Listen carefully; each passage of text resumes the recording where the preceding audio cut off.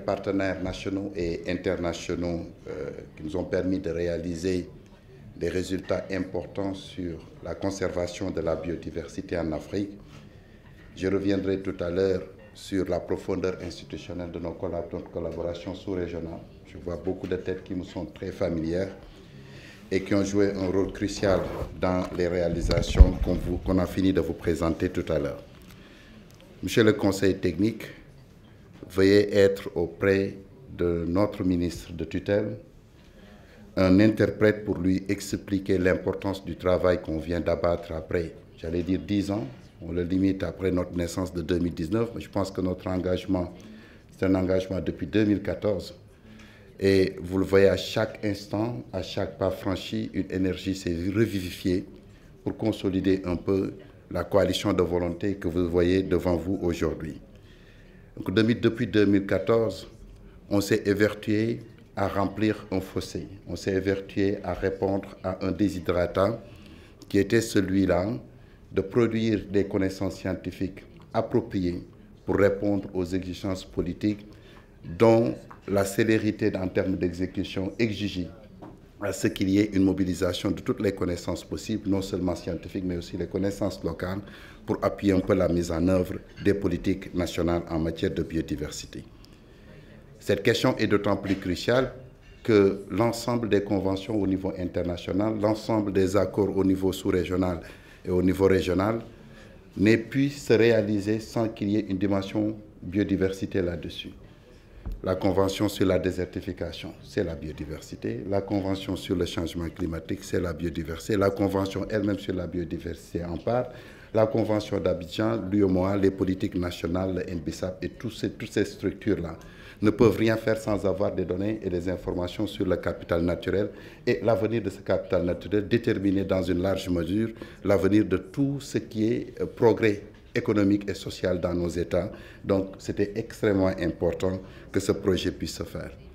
Donc, nous remercions les partenaires qui ont pu encadrer ce travail, l'Union européenne pour son financement, l'UEMOA pour son ancrage technique, mais aussi l'accompagnement technique et scientifique du GRC, du WMC et toutes les institutions de l'UICN qui ont participé là-dessus. Donc, si vous voyez un peu la façon dont le projet a été organisé, le cadre institutionnel est un cadre extrêmement solide. Les réseaux comme le RAMPAO sont avec nous. J'aperçois dans la salle les collègues de l'Université du Ghana, tous les pays, les points focaux, ils sont avec nous. Donc on a un réseau extrêmement stable pour pouvoir mettre en œuvre ce projet. Du point de vue de la méthodologie, on a utilisé les meilleures méthodes possibles et toutes les bases de données qui pouvaient permettre à ce réseau de s'enrichir en matière d'information scientifique. On n'a exclu aucune base de données et ça a donné à cette institution une empreinte scientifique qui est extrêmement prégnante. Je voudrais dire que les derniers développements, Monsieur le ministre, qu'on a eus sur les questions de biodiversité, en matière de neutralité sur la dégradation des terres, en matière de conservation au niveau des aires protégées, mais surtout et maintenant, de plus en plus, la conservation en dehors des aires protégées, les arbres en dehors des forêts, la biodiversité en milieu pastoral. Toutes ces questions-là sont des questions, d'abord et avant tout, des questions de développement au premier degré. Et on ne peut pas les résoudre sans avoir des connaissances scientifiques. C'est pourquoi, Monsieur le ministre, une grande partie des énergies qu'on a mobilisées pour ce travail est allée dans le système d'information régional sur la biodiversité qui permet de faire plusieurs choses. On ne peut pas avoir des plans et des stratégies de mise en œuvre de la biodiversité dans nos pays sans avoir ces indicateurs scientifiques sur la biodiversité. Ensuite, ça nous permet de documenter les progrès que chaque pays est en train de faire en matière de biodiversité et qui doit être reflété dans les négociations sur la biodiversité. À la COP16, on a fait une démonstration grandeur nature pour montrer comment le réseautage ouest-africain ait pu contribuer à faciliter les négociations et surtout les bénéfices directs que la biodiversité peut procurer à nos communautés. Je voudrais dire donc que depuis la création du réseau jusqu'à l'aboutissement au centre d'excellence, chaque année, on a fait un pas de plus. On a fait un progrès supplémentaire qui nous amène à un moment où le réseau Obopao, Biopama et tous les gens qui travaillent autour de cette question sont reconnus comme un centre d'excellence au niveau mondial. Et ce n'est pas trivial. En Afrique, on n'est que 3 institutions à avoir ce chapeau. C'est le Sénégal avec tous ses partenaires ouest-africains, c'est l'Afrique centrale avec OFAC et c'est le RCMRD pour toute l'Afrique de l'Est. D'ailleurs, on se rendra bientôt au mois de septembre au Kenya pour faire une fertilisation croisée entre ces différents centres d'excellence et nous savons que nous y allons avec une force de proposition, vu les résultats qu'on vient de vous démontrer, pour montrer que l'Afrique de l'Ouest peut être un espace avant-gardiste dans la gestion de ses ressources naturelles. Donc je voudrais, fort de tout cela, remercier tous les gens qui ont mis les ressources intellectuelles à notre disposition. Pape Biop Pape Faure, les ressources de gouvernance au niveau de l'UEMOA. Je dois saluer un peu l'engagement inconditionnel de Dr Cheikh Kane et toute l'équipe en charge de l'environnement au niveau de l'UEMOA. Nous remercions tous les réseaux ouest-africains qui ont donné des informations scientifiques cruciales par rapport à cela. Et je n'oublie pas nos partenaires internationaux comme le GRC, comme l'UICN et le WMCA. Et Pape Biop Pape Faure, effectivement, nous a beaucoup aidé. Nous allons maintenant dans une nouvelle phase. Moi, je pense qu'on est en train de clôturer un projet, mais c'est tout un boulevard qui est en train de s'ouvrir pour ce réseau avec ce centre d'excellence et l'accompagnement technique que nous accordons à la Convention sur la biodiversité. C'est un financement qui est important, mais ce financement ne nous permettra pas de tout faire. Il faudrait que cette dynamique, cette énergie que nous sommes en train d'avoir entre nous puisse continuer pour que dans un futur proche, qu'on puisse mobiliser d'autres financements pour consolider les acquis, mais faire en sorte qu'effectivement la biodiversité puisse être un levier important de transformation rapide et profonde de nos sociétés parce que nous dépendons dans une très large mesure de ce capital naturel et tous les autres capitaux, j'ai l'habitude de le dire, dépendent de tout cela. Le CSE, à mon nom, est très reconnaissant et très fier d'avoir pu établir un partenariat de 10 ans, ce n'est pas donné. Assez souvent, les gens perdent de l'énergie en cours de route, ils perdent de la motivation en cours de route. Mais je me rends compte qu'à chaque fois qu'on avance, nous nous revivions du rôle que chacun doit jouer pour faire de ce réseau un réseau de succès par rapport à cette biodiversité. Donc je remercie au nom de tout le réseau, tous les gens qui ont participé à cela. Et le dernier mot appartiendra au ministère de l'Environnement, notre ministère de tutelle, pour faire en sorte que ces résultats puissent être appliqués, utilisés, traduits, comme l'a dit certains, pour que les communautés puissent être les premiers bénéficiaires, les premiers ressorts de ces bénéfices que nous envisageons par rapport à cela.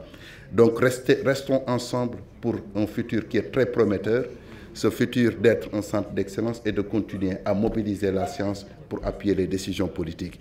Je vous remercie pour votre attention.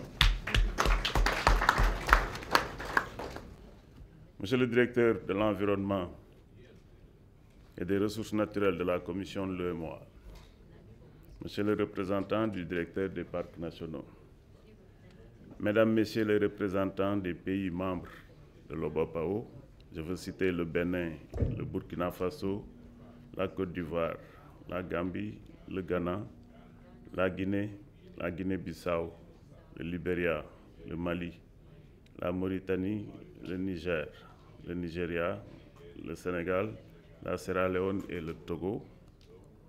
Monsieur le coordinateur de Biopama UICN, je ne sais pas s'il est là. Monsieur le représentant du directeur régional de l'UICN, PACO, je crois qu'ils sont tous absents.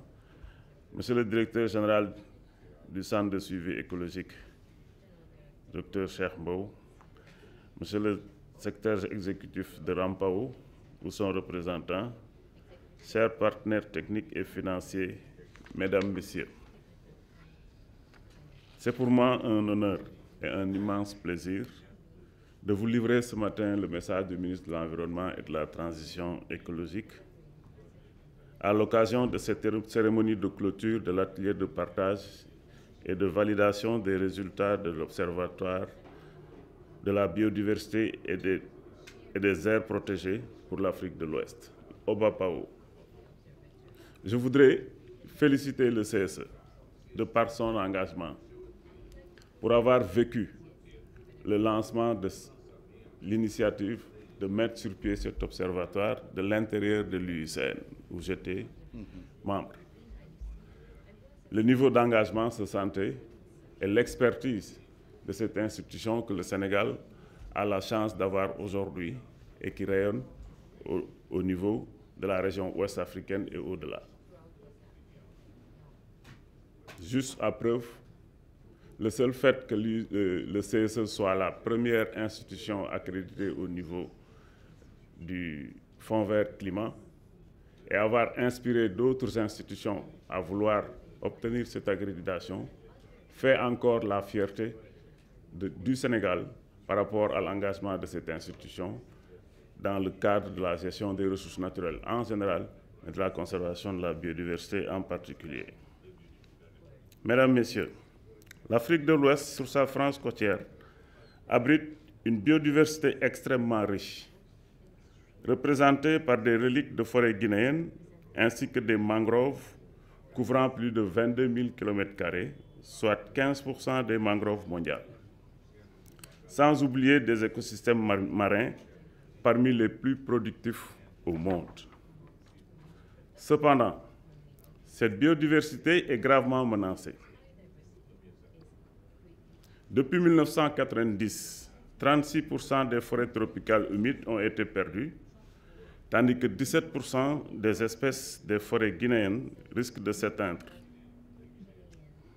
Cette situation est exacerbée par les effets du changement climatique, qui pourrait entraîner une baisse de 26% des captures de pêche d'ici 2050, affectant directement 7 millions de personnes vivant de la pêche artisanale.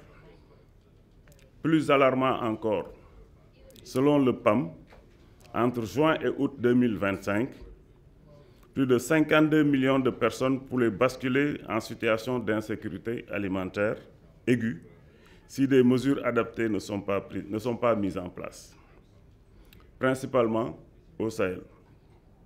C'est justement pour répondre à ce défi majeur que le programme Biopama a été pensé et mis en œuvre grâce à l'Union européenne et à un moment où la crise de la biodiversité était perçue à juste titre comme une crise existentielle et humanitaire. Ce programme a permis de bâtir des outils ainsi que des méthodes de gestion en connectant des institutions, à savoir des institutions et un savoir-faire et une expertise afin de produire des données fiables utiles à la formulation de politiques publiques efficaces. Qu'il me soit permis ici d'exprimer notre profonde gratitude à l'Union européenne, à l'UICN, au Centre commun de recherche, le CCR, de la Commission de l'Union européenne, ainsi qu'à l'UNEP et le WCMC pour leur engagement sans faille à accompagner la mise en place de l'OBAPAO et les efforts appréciables en faveur de la conservation de la biodiversité en Afrique de l'Ouest. Nos remerciements s'adressent aussi à la Commission de l'Union européenne, de l'UEMOA et de la CEDEAO pour leur appui constant à la préservation de la biodiversité.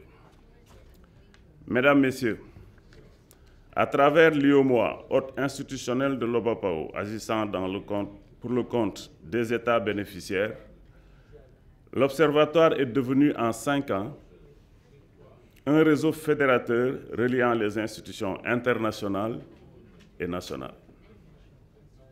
Durant ces 5 années de mise en œuvre, des réalisations ont été notées.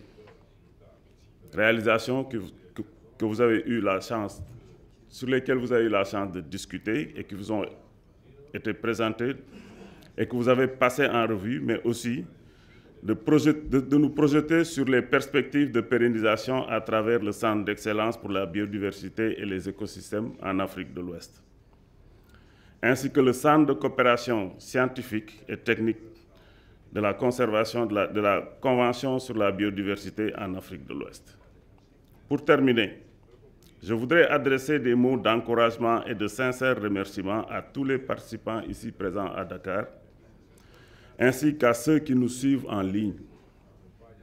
Nous félicitons également le consortium constitué du Centre de suivi écologique, du RAMPAO, le réseau des aires marines protégées en Afrique de l'Ouest, du Regional Marine Center de l'Université du Ghana et le Centre régional Agrimet, à qui c'est le lieu d'adresser nos vives félicitations pour le travail de qualité réalisé. Au nom des pays membres de l'OBAPAO et particulièrement au nom du ministre de l'Environnement et de la Transition écologique que je représente, j'exhorte ce consortium à intégrer les recommandations issues de cet atelier dans le cadre de la mise en œuvre des prochaines phases de l'Observatoire, notamment avec le Centre d'excellence pour la biodiversité et les écosystèmes, et plus globalement, le Centre de coopération technique de la Convention sur la biodiversité. Sur ce, au nom du ministre de l'Environnement et de la Transition écologique, je déclare officiellement clos l'atelier de partage et de validation des résultats de l'OBAPAO 2020-2025, consacrant la fin de la première phase de mise en œuvre. Je vous souhaite à toutes et à tous un bon retour dans vos familles respectives et vous remercie de votre aimable attention.